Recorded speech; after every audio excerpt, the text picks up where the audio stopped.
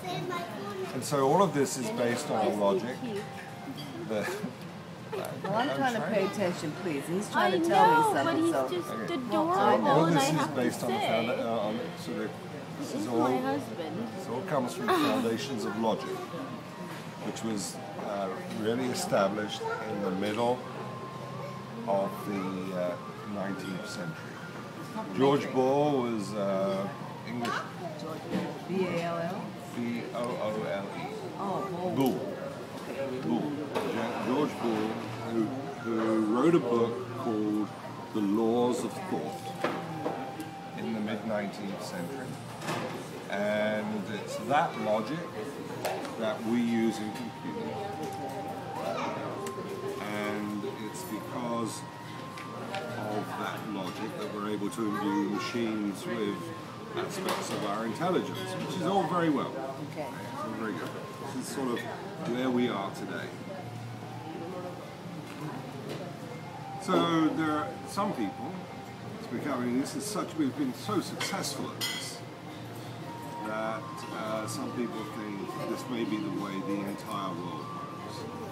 And in fact, everything you see is the product of some kind of computing machinery that works in the same way as our ideas about computers.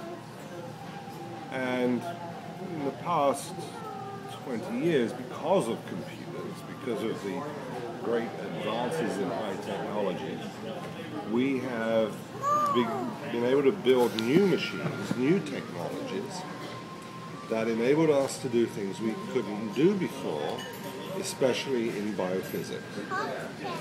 So in the past 10 to 15 years, huge advances have been made in terms of looking into physiology, looking into the depths of biophysics, biology, how it is. A lot of focus has been on our species, but we know large amounts about fruit flies. We know lots about small worms called sea egglings. We know tremendous amount of new data about how biology works. And there's sort of a natural inclination amongst scientists to interpret the world by things in terms of things they understand. For example, in the 19th century, it wasn't unusual for people to believe that everything was really clockwork. The brain worked like a clock, and that the universe functioned in some intrinsic sense like a clock.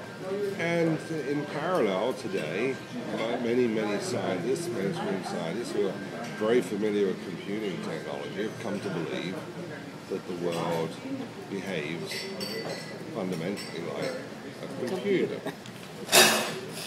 Now, what's wrong with this view?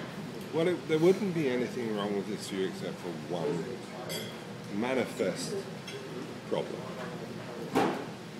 And that is, it has to do with the fundamental nature of logic.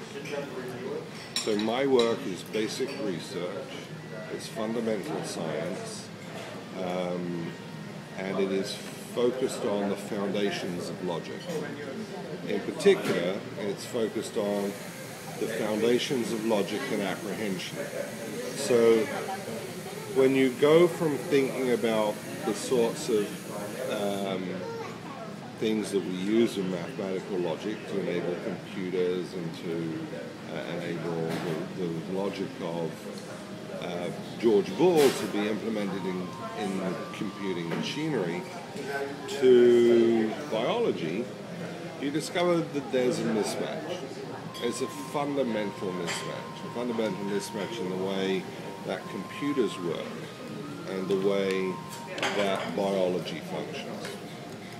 And I can demonstrate this to you right now. Okay? because you are not only hearing my voice, you're seeing me, you're smelling the aromas of the food, you have an array of senses, each of which, by the way, is an independent genetic mechanism. Each smell, hearing, and seeing. They're not unified in the genome. They are quite distinct mechanisms. Pain, for example, is an entirely distinct, functionally distinct entity. Yet when you feel pain, you don't stop hearing, you don't stop seeing. Right?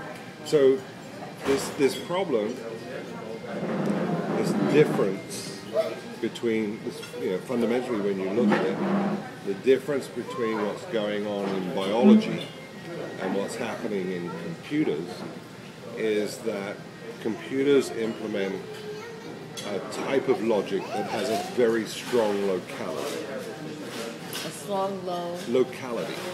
It's all very local. It's all very, we're talking about particular switches. Okay. It's a very strong locality.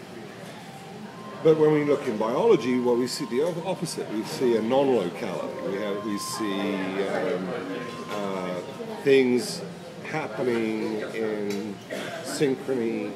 We see things happening in computer terminology in parallel that we don't see going on in computers. Could we build computers to work that way? And the answer is, I did my PhD work in high-performance parallel computers.